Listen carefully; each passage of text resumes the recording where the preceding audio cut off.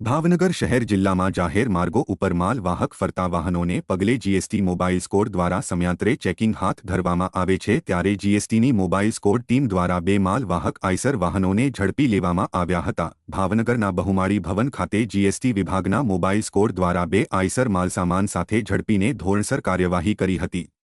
જો કે જીએસટી વિભાગ દ્વારા નિયમ પ્રમાણે માલ સામાનના માલિકોને આધાર પુરાવા રજૂ કરવા માટે નોટિસ આપવામાં આવતી હોય છે।